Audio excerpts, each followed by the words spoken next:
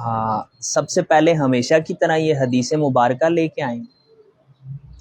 حضرت انس بن مالک سے ہے، یہ رسول اللہ صلی اللہ علیہ وآلہ وسلم کے خادم تھے. فرماتے ہیں کہ یعنی حضرت انس بن مالک فرماتے ہیں کانا رسول اللہ یجیب دعوت العبد، نبی مکرم صلی اللہ علیہ وآلہ وسلم نے اس خادم کی دعوت قبول کی اور آپ گدھے پر سوار ہوئے اور آپ نے اس وقت صوف پہن رکھا تھا. صوف یہ اون جسے ہم پشمینہ کہتے ہیں. آگے پھر وہ اب اس حدیث شریف کے بعد کہ رسول اللہ نے مجھ خادم کی یعنی مجھ بندے کی دعوت کو قبول کیا، آپ گدھے پر سوار ہوئے اور اس وقت آپ نے صوف پہن رکھا تھا. باب کا عنوان ہے صوفی نام کی وجہ تسمیہ، کہ صوفیاء کو صوفیاء کیوں کہا جاتا ہے.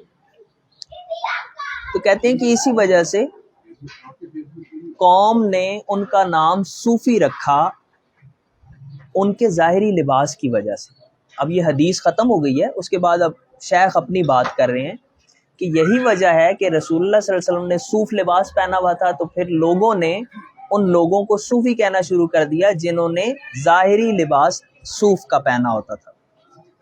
کیوں؟ کیونکہ انہوں نے اس صوف کو اختیار کیا، یعنی اس لباس اونی کو اختیار کیا، چونکہ وہ زیادہ نرم ہے اور اس لیے بھی یہ انبیاء علیہ السلام کے پاس حدیث مبارکہ سے انہوں نے بتایا کہ نبی مکرم نے صوف پہنا تھا. پھر کہا کہ چونکہ صوفیاء بھی صوف پہنتے اس لیے ان کا نام صوفیاء ہے. پھر ایک اور روایت یہ بیان کرتے ہیں کہ نبی مکرم صلی اللہ علیہ وسلم نے فرمایا کہ مرا بصخرۃ من الروحاء سبعون نبیا وفاتا علیہم الآباء یؤمون البیت الحرام، کہ صخرہ کے پاس سے 70 انبیاء گزرے، انہوں نے بیت حرام کا طواف کیا اور وہ سارے کے سارے صوف کی ابائیں پہنے ہوئے تھے، اون لباس پہنے ہوئے.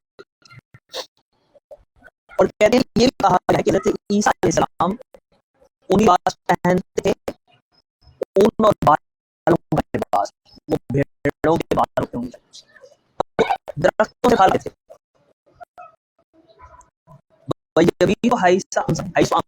اور جہاں شام پڑ جاتی وہیں رات کر لیتے تھے. یہ حضرت عیسیٰ کا عمومی رویہ تھا. پھر کہتے ہیں کہ حسن بصری رضی اللہ عنہ نے کہا کہ مجھے 70 بدری لوگ ملے جن کے لباس ان کے تھے یعنی صوف کے تھے. اور فضالہ بن عبید نے کہا ان بدریوں کا انہوں نے بس بیان کیا، ان کی صفت بیان کی کہ کان خلون من الجوع، بھوک سے بوش ہو کے گر پڑتے تھے، یہاں تک کہ عرب انہیں پاگل گمان کرتے تھے کہ یہ پاگل دیوانے گر جاتے ہیں، بے ہوش ہو جاتے ہیں.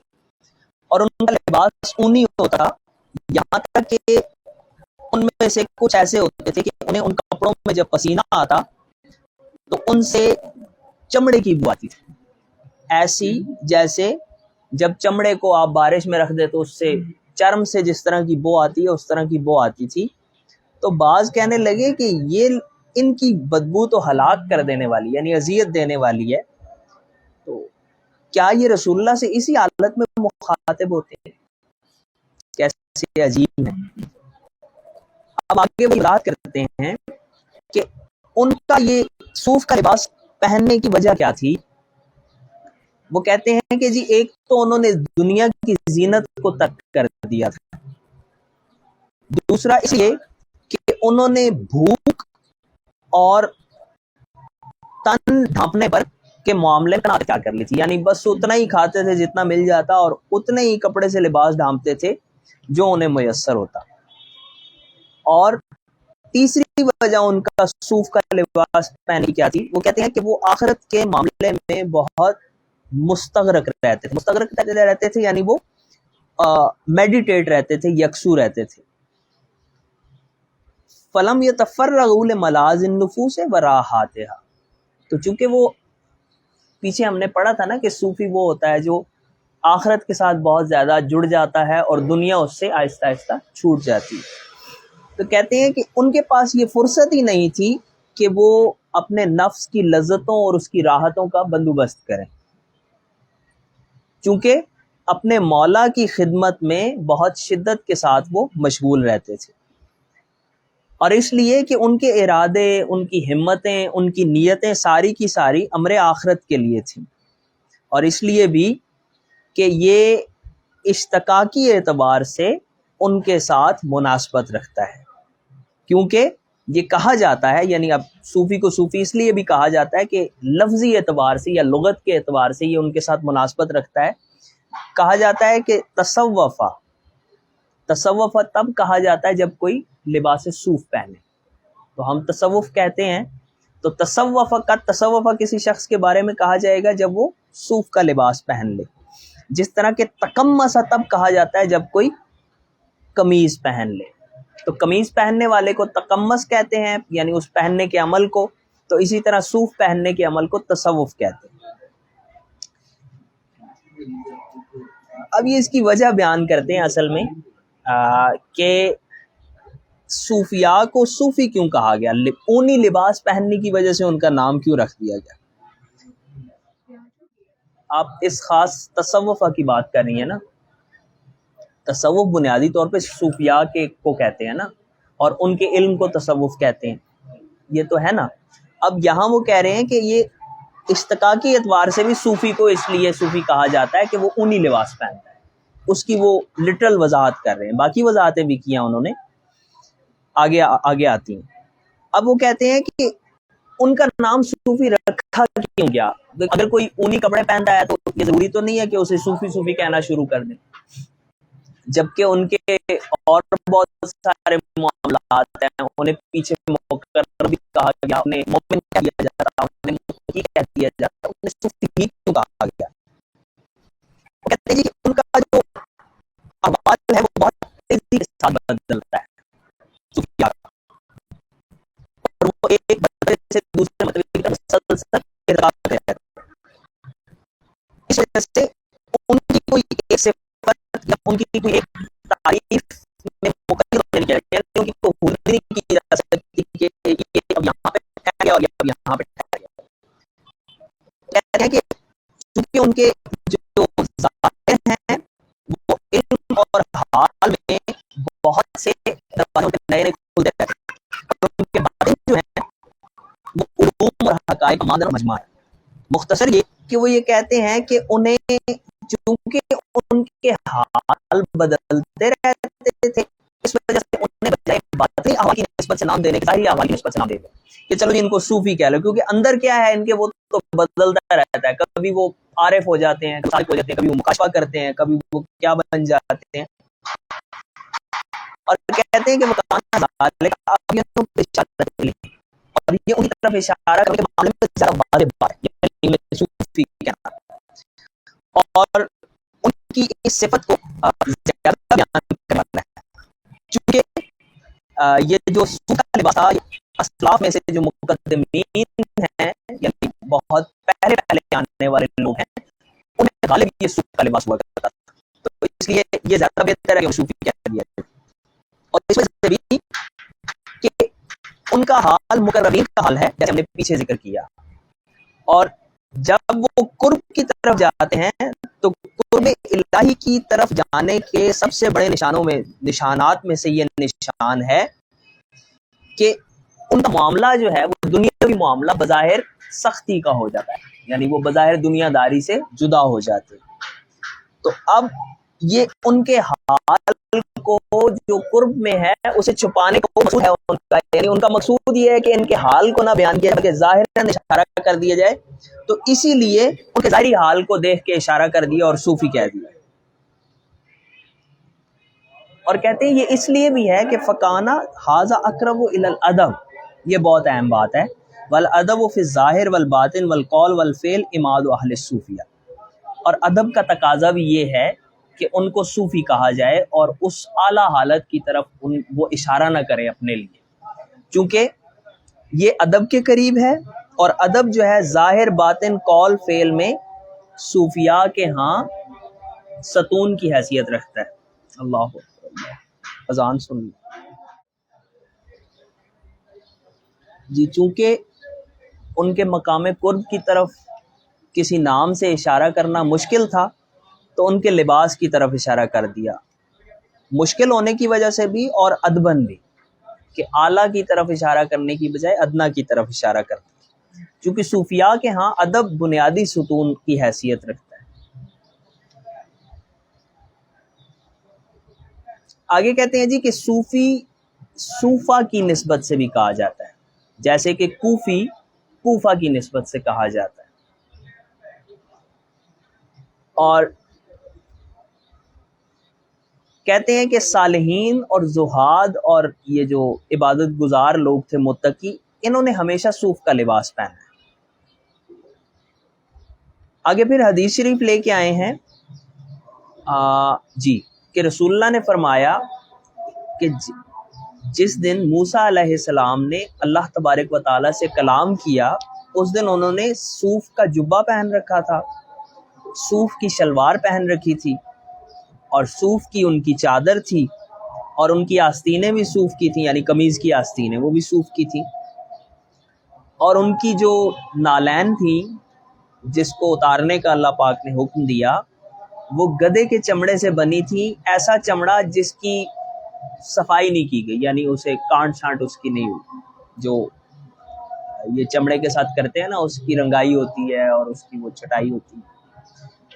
اور یہ بھی کہا گیا کہ انہیں صوفیہ اس لیے کہتے ہیں کہ وہ صف اول میں ہوتے تھے اللہ تعالیٰ کے سامنے ہمیشہ.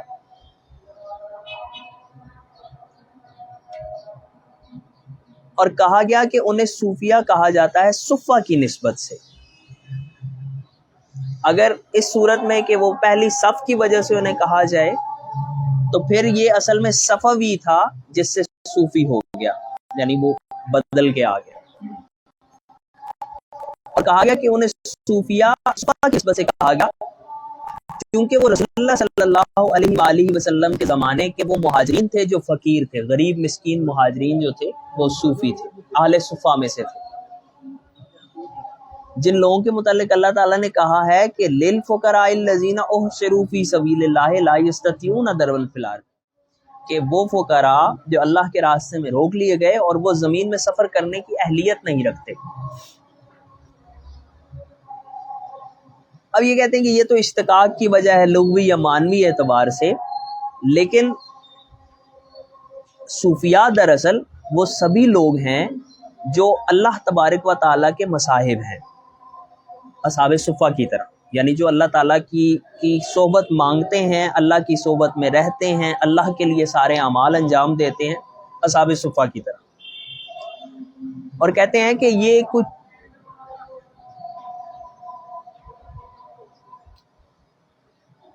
400 کے قریب لوگ تھے جو مدینہ کے رہائشی نہیں تھے اور نہ ہی قبیلوں سے تھے. تو یہ آہستہ آہستہ پھر زاویوں میں اور بعد میں مختلف جگہوں پہ جمع ہوتے رہے. یہ کیا کرتے تھے؟ یہ لکڑیاں چنتے تھے، کھجوریں چنتے تھے، اور دن کے وقت اور رات کو عبادت کرتے تھے، قرآن مجید کی تلاوت کرتے تھے. اور نبی مکرم صلی اللہ علیہ وآلہ وسلم ان کے لیے لوگوں کو ابھارتے تھے، انگیخت دیتے تھے کہ ان کو کھانا کھلاؤ. اور نبی مکرم صلی اللہ علیہ وآلہ وسلم ان کے ساتھ خود بھی بیٹھا کرتے تھے، ان کے ساتھ کھایا کرتے تھے. اور یہی وہ لوگ ہیں جن سے متعلق اللہ تعالیٰ نے نبی مکرم صلی اللہ علیہ وسلم کو فرمایا کہ وَلَا تَطْرُدِ الَّذِينَ يَدْعُونَ رَبَّهُمْ بِالْغَدَاةِ وَالْعَشِيِّ يُرِيدُونَ وَجْهَهُ. اور آپ جو ہے وہ ان کی سنگت نہ چھوڑیں جو لوگ اللہ تبارک و تعالیٰ کو صبح و شام یاد کرتے ہیں اور اس کے چہرے کے طالب ہیں. اور پھر اللہ تعالیٰ نے فرمایا کہ وَاصْبِرْ نَفْسَكَ مَعَ الَّذِينَ يَدْعُونَ رَبَّهُمْ بِالْغَدَاةِ وَالْعَشِيِّ. اور اپنے آپ کو ٹھہرائے رکھیے ان لوگوں کے ساتھ جو اللہ کو صبح و شام یاد کرتے ہیں. اور پھر ابن ام مکتوم تھے، انہی میں سے تھے، وہ نابینا تھے، تو ان کے بارے میں عبس وتولی ان جاءہ الاعمی، اللہ تبارک و تعالیٰ نے ارشاد فرمایا. یہاں انہوں نے یہی لکھا ہے کہ وہ اہل صفہ میں سے تھے اور اللہ تبارک و تعالیٰ نے نبی مکرم صلی اللہ علیہ وآلہ وسلم کو بطور سرزنش یہ فرمایا ان کے لیے کہ آپ نے ان سے چہرہ پھیر لیا اور تیوری چڑھائی صرف اس لیے کہ وہ نابینا آپ کے پاس ایک آیا۔ اصل میں ہمارے ایک استاد تھے، وہ کہا کرتے تھے کہ یہ واقعہ یوں ہوا کہ نبی مکرم صلی اللہ علیہ وآلہ وسلم کے پاس، اب یہاں یہ وضاحت ضروری ہے اس لیے میں متن سے ہٹ کے کر رہا ہوں، کہ سرداران قریش آئے۔ جب قریش کے لوگ آئے تو ابن ام مکتوم بھی آ گئے۔ ان میں ایک سردار جو تھا اس کو بہت غصہ ہوا، آیا کہ یہ کہاں سے بدو سا، پاگل سا، اندھا سا آ گیا۔ تو دراصل یہ عبس و تولا اس کے لیے نازل ہوئی، چونکہ نبی مکرم صلی اللہ علیہ وآلہ وسلم کا کریکٹر، آپ کا کردار، آپ کی محبت، آپ کی شفقت، آپ کا رویہ، آپ کی نفسیات ہمیں یہ واضح بتاتی ہے کہ آپ ایسے نہیں کر سکتے تھے، کیونکہ آپ نے پہلے نہ کبھی کیا نہ بعد میں کبھی کیا۔ تو یہ عباسہ سے مراد وہ ایک سردار ہے جس نے تیوری لائی اور اس کے متھے پہ بال آئے، پیشانی پہ بال آئے کہ یہ کون آ گیا۔ وَكَانَ رسول اللہ صلی اللہ علیہ وسلم اذا صافحهم لا ينزع يده في ايديهم وكان يفرقهم على اهل الجدة والسعى يرسم كل واحد ثلاثة وعلى الاخر اربعة۔ یہ کہہ رہے ہیں کہ نبی کریم صلی اللہ علیہ وسلم صحابہ میں یوں تقسیم کر دیتے، کسی کے ساتھ بھیج دیتے تھے، کسی کے ساتھ روزانہ کی بنیاد پر۔ اور حضرت بن معاذ یہ انصاری تھے، یہ اپنے گھر 80 لوگوں کو لے جاتے تھے کھانا کھلانے۔ وعلیکم السلام۔ اور حضرت ابو ہریرہ رضی اللہ تعالیٰ عنہ فرماتے ہیں کہ میں نے اہل صفہ میں سے 70 لوگوں کو دیکھا کہ وہ ایک کپڑے میں نماز پڑھتے تھے، اور ان میں سے کچھ ایسے بھی تھے کہ جن کا وہ جو سطر ہوتا تھا وہ گھٹنوں تک نہیں پہنچتا تھا، تو جب وہ رکوع کرتے تو اپنی قمیض کو پکڑ لیتے تاکہ ان کا سطر ننگا نہ ہو جائے۔ اور بعض لوگ کہتے ہیں کہ اہل صفہ میں سے ایک جماعت رسول اللہ کے پاس آئی، اور ہم رسول اللہ کے پاس آئے اور ہم نے کہا، یعنی اصحاب صفہ بیان کر رہے ہیں کہ یا رسول اللہ ہمارے پیٹ چواروں سے جل گئے۔ رسول اللہ نے جب یہ سنا تو آپ ممبر پہ کھڑے ہو گئے، اور پھر آپ نے کہا کہ لوگوں کو کیا ہو گیا ہے جو لوگ یہ کہتے ہیں کہ ہمارے پیٹ چواروں سے جل گئے؟ کیا تم اس بات سے واقف نہیں ہو کہ یہ چوارا اہل مدینہ کا کھانا ہے، اور اہل مدینہ نے اس کھانے کے ساتھ ہماری مہمانداری کی ہے، ہماری میزبانی کی ہے، اور اس رب کی قسم جس کے قبضہ قدرت میں محمد کی جان ہے کہ 2 مہینے ہو گئے ہیں کہ رسول اللہ کے گھر سے روٹی بننے کا دھواں نہیں اٹھا، یعنی چولہا نہیں جلا، اور ان کے پاس یعنی رسول اللہ کے گھر والوں کے پاس سوائے 2 کالی چیزوں کے کچھ نہیں ہے، ایک پانی اور ایک چھوارا۔ پانی اور چھوارا جب سامنے ملتا ہے تو وہ پانی بھی کالا ہو جاتا ہے۔ آگے وہ ایک اور حدیث شریف لے کے آئے ہیں اصحاب صفہ کے ہی لیے کہ رسول اللہ ایک دن کھڑے ہوئے اور آپ نے فرمایا کہ اے اصحاب صفہ تمہیں بشارت ہو، تم میں سے جو اس صفت پہ باقی رہ گیا جس پہ تم آج ہو، یعنی اس نے اس پہ مداومت اختیار کی اور ایسا ہی رہا، تو وہ قیامت کے دن میرے رفیقوں میں سے ہوگا۔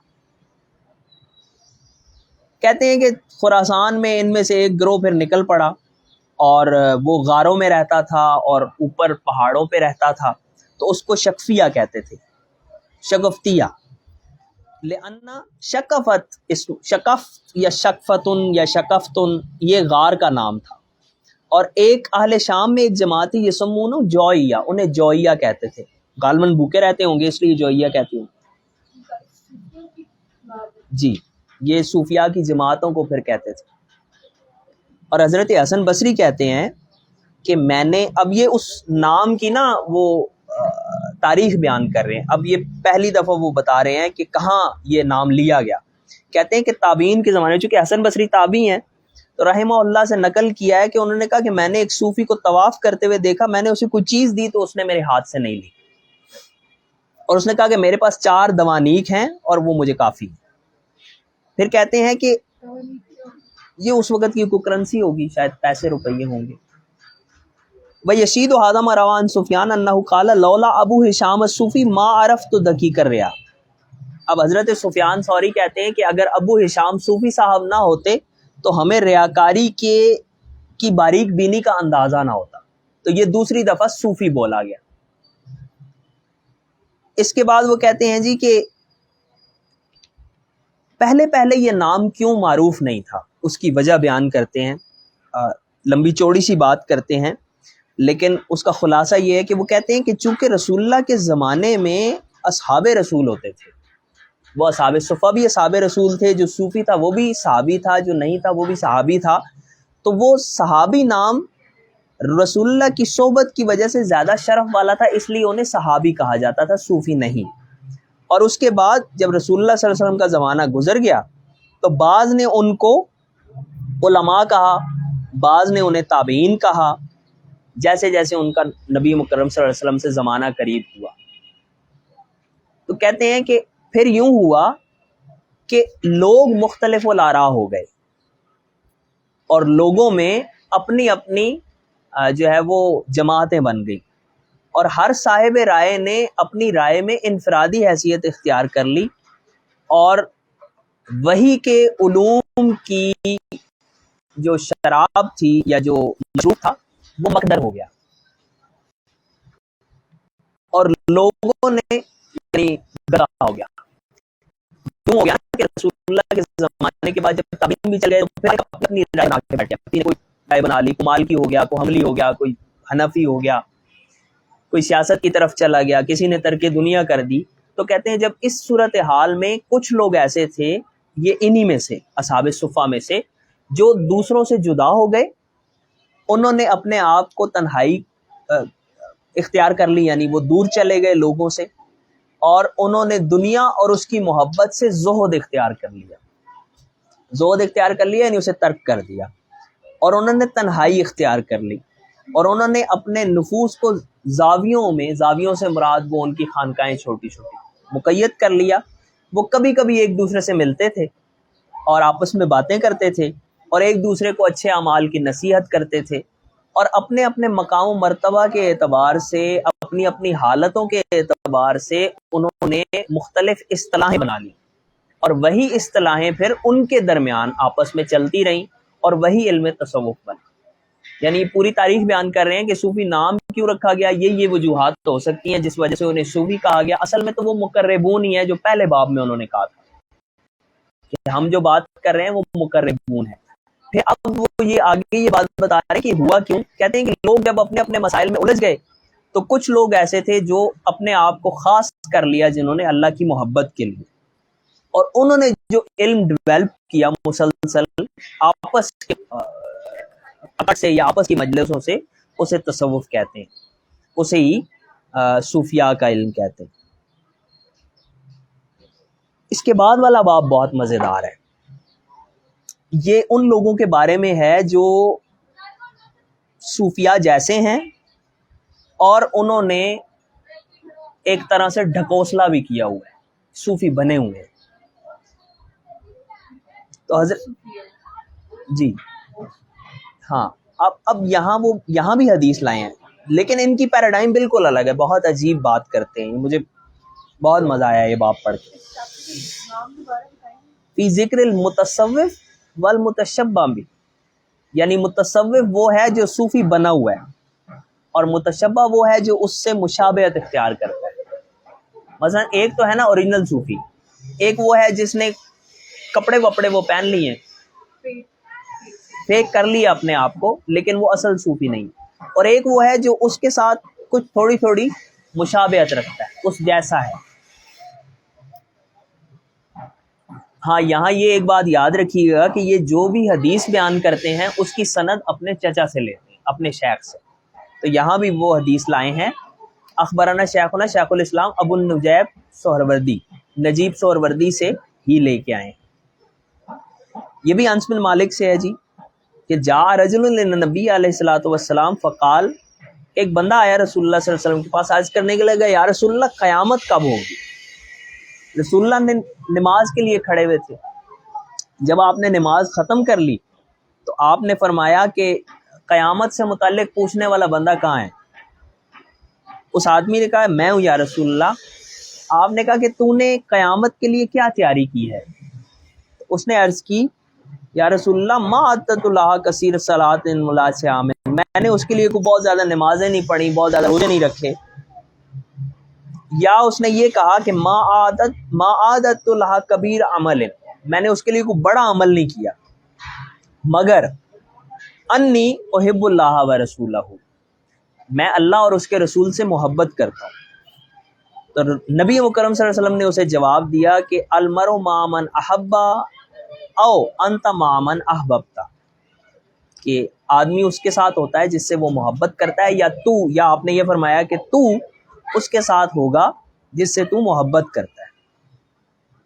تو کہتے ہیں کہ میں نے، حضرت انس کہتے ہیں کہ میں نے مسلمانوں کو اسلام کے بعد کبھی اتنا خوش نہیں دیکھا جتنا اس دن اس بات سے خوش دیکھا. اب آگے شیخ فرماتے ہیں کہ فل متشبہ بالصوفیات مختارت ما اختارت تشبہ بہم دون غیرہم من الطوائف الا لمحبتہ ایاہم.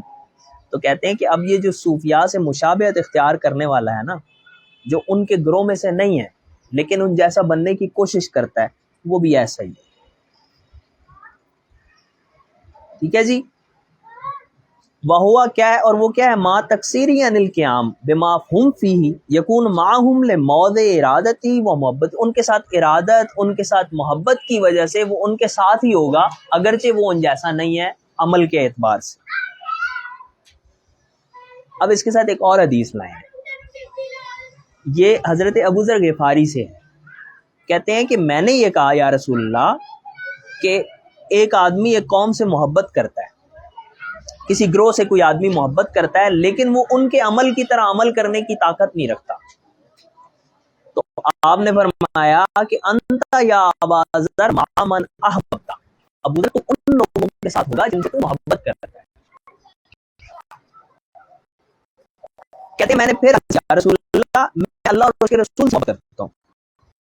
کہا انک مع من احببت، تو آپ نے فرمایا ابو ذر تو ان کے ساتھ ہوگا جن سے تو محبت کرتا ہے. قال فعادہ ابو ذر نے ایک دفعہ پھر یہ بات دہرائی اور رسول اللہ نے پھر یہ بات دہرائی، محبت المتشبہ ایاہم لا تکون الا لتنبہ روحی لما تنبہت لہ ارواح الصوفیہ. اب کہتے ہیں متشبہ جو ہے، یعنی اب یہاں صوفیاء سے مشابہت رکھنے والے کی بات ہو رہی ہے. تو کانٹیکس مجھے بھی تو سمجھ نہیں آ رہا، کیا یہ ایک اچھی بات ہے یا یہ بری بات ہے؟ یہ بہت اچھی بات ہے، ان کے بقول بہت اچھی بات ہے. کافی ریلیشن ہوتا ہے. جی مشابہت یہ ہے کہ آپ ان سے ان کے ساتھ اٹھتے بیٹھتے اور ان کی ریزمبلنس آپ میں آ گئی، یعنی آپ ان جیسے ہو گئے. یعنی تابعین ہو گئے صوفیاء، جس طرح صحابیوں کے بعد تابعین تھے، تو پھر صوفیوں کے تابعین. اب دیکھیں نا، ایک تو وہ ہوتے ہیں صوفی جو واقعتاً صوفی ہوتے ہیں. آپ نے پہلے چیپٹر میں بتایا تھا کہ جو عمل ہے وہ ضروری ہے، تو صوفی تو عمل کے بغیر ہو نہیں سکتا. یہ وہ لوگ ہیں جو عمل نہیں کرتے لیکن صوفیوں سے محبت ہے. ابھی آگے اس کی بھی وضاحت آئی. ایک تو ہے نا پیر صاحب، جو بڑے پیر صاحب ہیں، کچھ ان کے خلیفہ ہیں. اب ظاہر ہے وہ پیر صاحب کے مقام پہ تو نہیں پہنچ سکتے، لیکن ان کے کپڑے وپڑے، ان کی داڑیاں واڑیاں، ان کی ٹوپیاں شوپیاں ساری پیر صاحب جیسی ہوتی ہیں. لیکن ہمارے لیے ہوتا ہے. آبویسلی آپ ان سے پوچھیں گے، لوگوں سے پوچھیں گے، نہیں پیر صاحب تو بڑے ہیں نا، خلیفے تو خلیفے ہیں، اتنی عبادت تو وہ واقعی نہیں کرتے ہوں گے جتنی پیر صاحب کرتے ہوں گے. یہ وہ لوگ ہیں جو متشبہ ہیں، اپوائنٹڈ لوگ ہیں. اپوائنٹڈ ہوں یا ویسے ہی ہوں، ان کو دیکھ کے کسی نے ان جیسا اولیاء بنا لیا. اور میں کوثر صاحب کو دیکھ کے تسبیح میں یوں پکڑ کے بیٹھ جاؤں اور میں کہوں کہ میں کوثر صاحب ہو گیا ہوں، تو میں شباہت اختیار کر رہا ہوں، میں ہو نہیں سکتا. یہ ہے. لیکن رسول اللہ کی دو حدیثوں سے وہ یہ بتا رہے ہیں کہ اگر یہ مشابہت محبت کی بنا پہ ہے نا، اگر اس کا سبب یا بنیاد محبت ہے تو پھر وہ انہی کے ساتھ ہو. اب آگے چلیں. آگے وہ کہتے ہیں کہ بس صوفی کہتے ہیں کہ متشبہ جو ہوتا ہے وہ نفس کی تاریکی میں گم ہوتا ہے، یعنی اس میں نفس کی، اس کا نفس اس پہ حاوی ہوتا ہے یا اس کا نفس ایکٹیو ہوتا ہے، اور صوفی جو ہوتا ہے وہ نفس سے چھٹکارا پا چکا ہوتا ہے. اور متصوف جو ہوتا ہے وہ صوفی کے حال سے مطلع ہوتا ہے،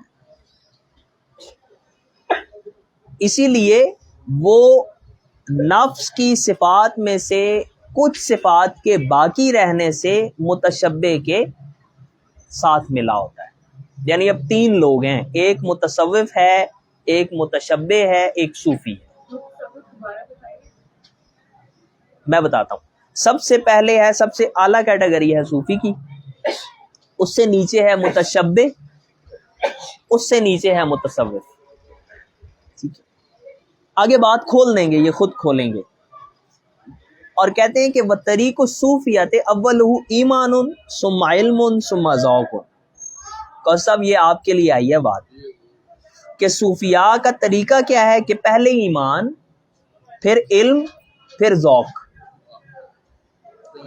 متشبہ جو ہوگا وہ ایمان والا ہے، اور ایمان چونکہ صوفیاء کے ہاں اصل ہے، بڑی اصل ایمان ہے. جنید رحمۃ اللہ تعالی علیہ شیخ الطائفہ فرماتے ہیں کہ الایمان بطریقنا ھذا ولایت، ہمارے طریقے میں ولایت ایمان ہے، یعنی ایمان ولایت ہے، ولایت ایمان ہے. اب کہتے ہیں کہ متشبہ جو ہے وہ صاحب ایمان ہے اور متصوف صاحب علم ہے، کیونکہ ایمان کے بعد مزید علم کا حصول ضروری ہو جاتا ہے، اور اس اعتبار سے صوفی صاحب ذوق ہے. تو جو صادق متصوف ہے اس کے لیے ایک حصہ صوفی کے حال میں سے ہے، اور متشبہ کے لیے ایک حصہ متصوف کے حال میں سے ہے. تو اب یہ یوں بنے گا متشبہ، متصوف اور پھر صوفی. اب یہ کہتے ہیں کہ اسی طرح اللہ پاک کی سنت ہے. چلیں اس کو ہم چھوڑ دیتے ہیں، نہیں اس کو پڑھتے ہیں، یہ ضروری ہے کہ ہر صاحب حال کے لیے کچھ ذوق ہوتا ہے. اب جب وہ ذوق میں موجود ہوتا ہے تو اس کو علم حاصل ہوتا ہے اپنی حالت سے اعلیٰ ایک حالت کا. تو جب اسے زیادہ علم حاصل ہوتا ہے تو پھر وہ اس حالت کی طرف بڑھتا ہے. اب اس حالت میں اس کے لیے ایک ذوق ہوتا ہے. اسی طرح وہ صاحب علم کو اس اگلی حالت کا پھر مکاشفہ ہوتا ہے. وَبِحَالِ فَوْقَ ذَلِكَ صاحب علم، اور اب وہ ایمان والا تب ہوتا ہے جب وہ اس سے اوپر والی حالت میں چلا جاتا ہے. حتیٰ لا یزال طریق الطلب مسلوکا، یہاں تک کہ یہ طلب بڑھتی رہتی ہے، اس میں کبھی کمی نہیں ہوتی. چونکہ اللہ پاک تو ازلی ہے، ابدی ہے، اور بندہ بندہ ہے، تو بندے کی ہر حالت سے اوپر کوئی نہ کوئی حالت موجود ہوتی ہے. تو یہ تینوں قدم بقدم چلتے ہیں، ایمان، پھر علم، پھر ذوق. پھر جب اس ذوق سے اوپر والی چیز کا علم حاصل ہوتا ہے تو پھر وہاں پہنچتا ہے، پھر وہاں ایمان حاصل ہوتا ہے، پھر ذوق حاصل ہوتا ہے، پھر وہ بڑھتا رہتا ہے آگے. تو وفی حال فوق ذالک صاحب ایمان ہے. قال اللہ تعالیٰ ان الابرار لفی نعیم علی الارائک ینظرون، کہ نیکوکار جو ہیں وہ جنت میں ہوں گے اور اپنے اپنے وہ تختوں پر دیکھ رہے ہوں گے بیٹھے. وصف الابرار و وصف الشراب، وصف الابرار و وصف الشرابهم ثم قال سبحانہ وتعالی ومزاجہ من تسنیم عینا یشرب بها المقربون. اب یہ جو ابرار ہوں گے، یہ جو مشروب پیئیں گے، اس میں کچھ حصہ اس مشروب کا ملا ہوا ہوگا جس سے مقربون پیتے ہیں. یہ قرآن کی اس آیت سے استدلال لا رہے ہیں، حالانکہ عموماً ترجمہ یوں نہیں کیا جاتا. فکان لشراب الابرار مزجم من شراب المقربین، تو اب جو نیکوکاروں کی شراب ہے اس میں مقربین کی تھوڑی سی شراب ملی ہوئی ہے، اور مقربین جو ہیں یہ صرف اس خالص تسنیم کو پیتے ہیں. فلس صوفی شراب صرف، صوفی کے لیے خالص ہے، متصوف کے لیے اس میں کچھ ملاوٹ ہے، اور متشبہ کے لیے متصوف کی شراب سے کچھ تلچھٹ ہے. پہلے والے کو اس کا کچھ حصہ ہے، اس والے کو اس کا کچھ حصہ ہے، لیکن یہ بڑھتا رہتا ہے. اگر کوئی متصوف ہوا ہے تو پھر وہ متشبہ ہوگا اور اس کے بعد وہ صوفی بنے گا. جب وہ صوفی بنے گا تو اگلے حال کی طرف وہ دوڑے گا. اس لیے ہم ان کو فیک پسند نہیں کہہ سکتے یہاں تینوں کو ایک طرح سے. فالصوفی سبق الى مقار روح من بساط القرب والمتصوف بالنسبت الى الصوفی کالمتزاہد بالنسبت الى الزاہد. اب صوفی جو ہے اس کے اعتبار سے متصوف یوں ہے جیسے زاہد کے اعتبار سے متزاہد. ایک حقیقی زاہد ہے، ایک وہ ہے جس نے ڈھونگ کیا ہوا ہے. تو اسی طرح ایک حقیقی صوفی ہے، ایک وہ ہے جو اس سے ایسا ہونے کی کوشش کر رہا ہے. رسول اللہ نے فرمایا، اب حدیث شریف لے کے آئے ہیں کہ سیرو سبق المفردون، بھاگو بھاگو، چلو دوڑو، کیونکہ مفردون جو ہیں وہ سبقت لے گئے. کہا گیا کہ مفردون کون ہے یا رسول اللہ؟ فرمایا کہ المستترون بذکر اللہ وضع الذکر عنہم او زارہم فوردوا القیامت خفافا، کہ یہ وہ لوگ ہیں جو اپنے ذکر الہی کو چھپاتے ہیں تو یہ قیامت کے دن خفافاً یعنی پوشیدہ لائے جائیں گے. یہ وہ لوگ ہیں جو ذکر الہی کرتے ہیں اور اس کو. فالصوفی فی مقام المفردین، تو صوفی جو ہے وہ مفردین کے مقام میں ہوتا ہے، اور متصوف یہ مقام سائرین، یہ سیر و سلوک کرنے والے، گھومنے پھرنے والے لوگوں کے مقام میں ہوتا ہے. واصل فی سیرہ الی مقر القلب من ذکر اللہ عز وجل و مراقبتہ بقلبہ و تلذذہ بنظرہ الی نظر اللہ الیہ. جانے دیں سے آگے آئیں جی. یہ کہتے ہیں کہ نبی مکرم صلی اللہ علیہ وآلہ وسلم نے اللہ تبارک و تعالیٰ کی اس فرمان کی تشریح کی کہ فَمِنْهُمْ ظَالِمٌ لِنَفْسِهِ وَمِنْهُمْ مُقْتَصِدٌ وَمِنْهُمْ سَابِقٌ بِالْخَيْرَاتِ. کہ قرآن مجید کہتا ہے نا کہ ان میں سے بعض لوگ ایسے ہیں جنہوں نے اپنے نفس پہ ظلم کیا ہے، کچھ لوگ ایسے ہیں جو میانہ رو ہیں، کچھ لوگ ایسے ہیں جو خیرات میں بھلائیوں میں سبقت لے گئے ہیں. تو رسول اللہ نے فرمایا سارے جنت میں. اب وہ یہ کہتے ہیں کہ اللہ تعالیٰ یہ فرماتے ہیں کہ ہم نے پھر کتاب کا وارث ان لوگوں کو بنایا جن لوگوں کو ہم نے اپنے بندوں میں سے چن لیا. ان میں سے کچھ ظالم ہیں یعنی اپنے نفس پہ ظلم کرنے والے، کچھ مقتصد ہیں اور کچھ نیکیوں میں سبقت لے جانے والے ہیں.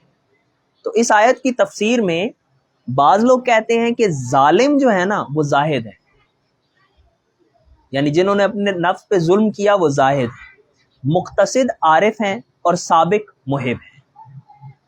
بعض لوگ کہتے ہیں کہ ظالم وہ ہیں جنہوں نے مصیبت پہ جزا فضا کی. مصیبت پہ جزا فضا کا مطلب شور مچا دیا، اللہ تعالیٰ کی طرف سے کوئی تکلیف پہنچی تو چیخنے چلانے لگے.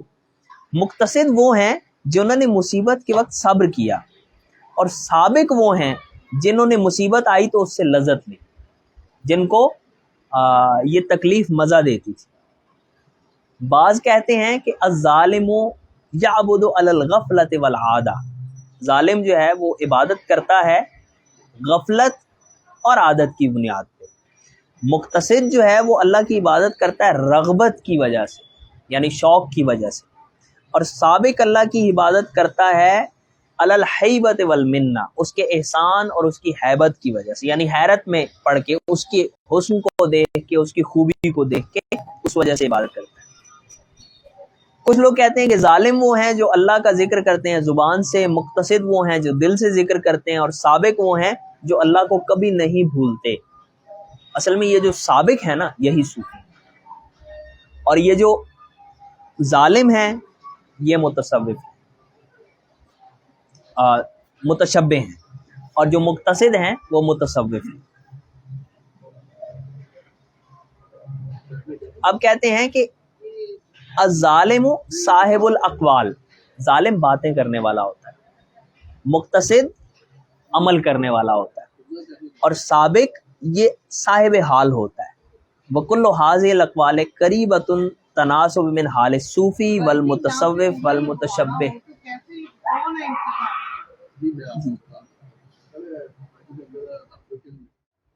کہ یہ جو تینوں باتیں ہیں نا، یہ صوفی، متصوف اور متشبہ کے حال سے قریب ہیں. اب دیکھیں صاحب احوال کون ہوگا؟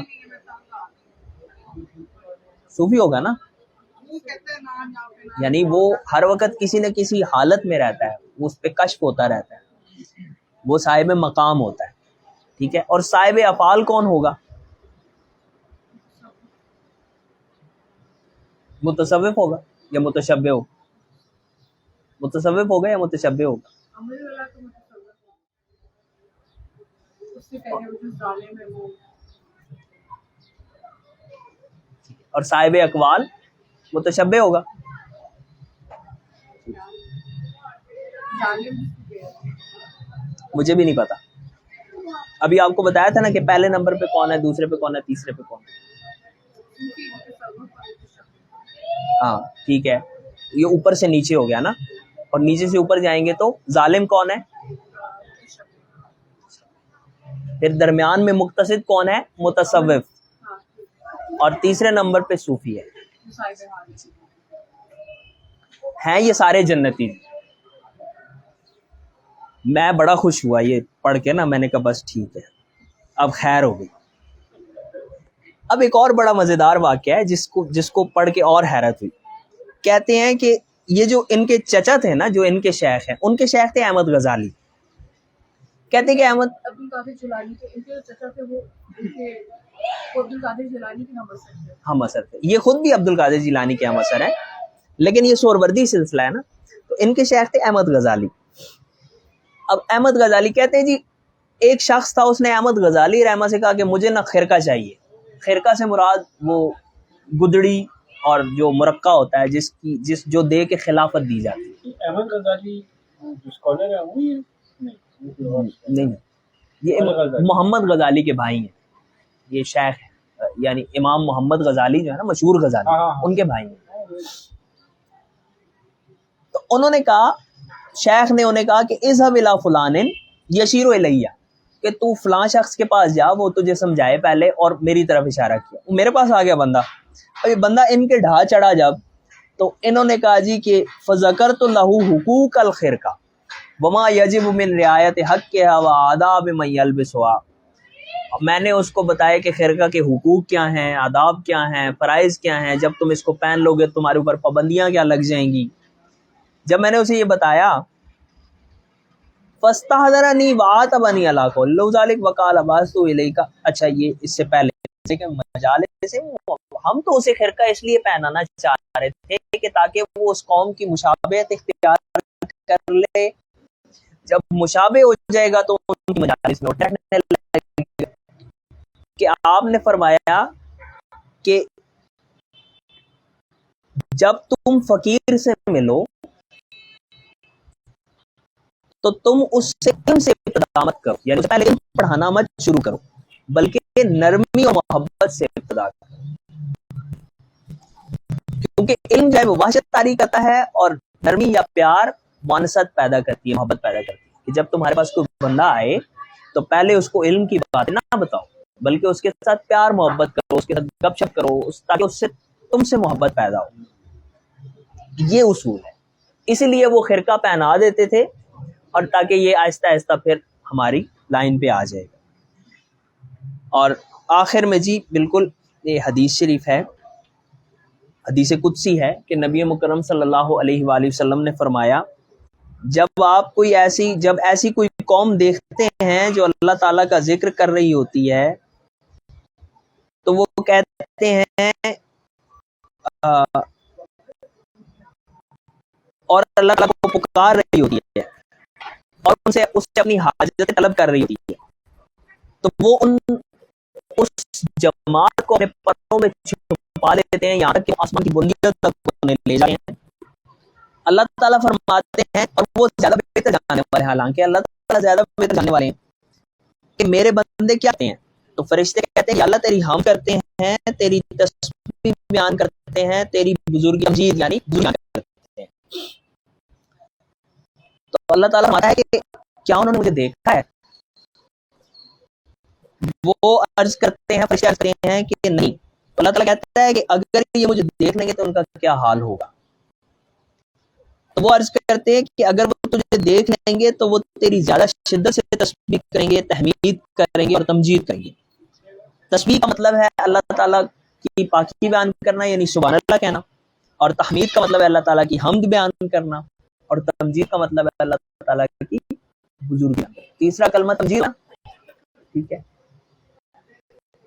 سبحان اللہ، الحمدللہ۔ تو پہلی ہے تسبیح، دوسری ہے تحمید، اور تیسری ہے تمجید۔ اللہ تعالیٰ فرماتے ہیں کہ ما یسألوننی، وہ کیا مانگتے ہیں؟ تو وہ عرض کرتے ہیں کہ یا اللہ، یہ سب جنہ، وہ تو اس سے جنت طلب کرتے ہیں۔ تو اللہ تعالیٰ فرماتا ہے کیا انہوں نے جنت کو دیکھا؟ تو وہ عرض کرتے ہیں نہیں۔ تو اللہ تعالیٰ پھر فرماتے ہیں کہ اگر وہ دیکھ لیں تو کیا ہو؟ تو وہ عرض کرتے ہیں اگر وہ دیکھ لیں تو زیادہ شدت کے ساتھ تجھے طلب کریں، اسے طلب کریں، اور اس پر اور زیادہ حریص ہوں۔ پھر وہ کہتے ہیں کہ وہ اور کیا کر رہے ہیں؟ فرشتے عرض کرتے ہیں کہ یا اللہ، وہ جہنم سے پناہ مانگ رہے ہیں۔ تو اللہ تعالیٰ فرماتا ہے کیا انہوں نے جہنم کو دیکھا ہے؟ تو اگر وہ اسے دیکھ لیں تو وہ اس سے زیادہ شدت کے ساتھ طلب کریں گے اور اس سے زیادہ شدت کے ساتھ اس سے پناہ مانگیں گے۔ تو پھر اللہ تعالیٰ فرماتا ہے کہ اشہدکم انی قد غفرت لہم، تم گواہ ہو جاؤ کہ میں نے ان سب کو معاف کر دیا۔ اب اگلی بات ہے جو اصل بات ہے۔ تو ایک فرشتہ کہے گا یا اللہ، اس میں فلاں شخص ہے جو ان میں نہیں تھا بلکہ ان سے کوئی تعلق رکھتا تھا، آیا تھا، وہ پھر اٹھ کے چلا گیا۔ تو اللہ تعالیٰ فرمائیں گے کہ وہ ہم الجلساء لا یشقی جلیسہم، کہ یہ ایسے ہم جلیس ہیں جن میں سے کوئی بھی اپنے ساتھی کو نہیں چھوڑتا۔ تو فلا یشقی جلیس الصوفیاء والمتشبہ بہم والمرض، تو یہ ان میں سے یعنی کوئی بھی شقی نہیں ہوتا۔ تو صوفیاء کے ساتھ بیٹھنے والے، متشبہ اور متصوف، فاجر، ہاں، بنیاد محبت ہے۔ دیکھیں ہم نے آپ کو بہت شروع میں کہہ دیا تھا کہ اس کا آغاز بھی محبت ہے اور اس کا انجام بھی محبت ہے۔ بس ہم نے یہ دونوں باب ختم کر دیے، اب آپ جو چاہیں پوچھیں۔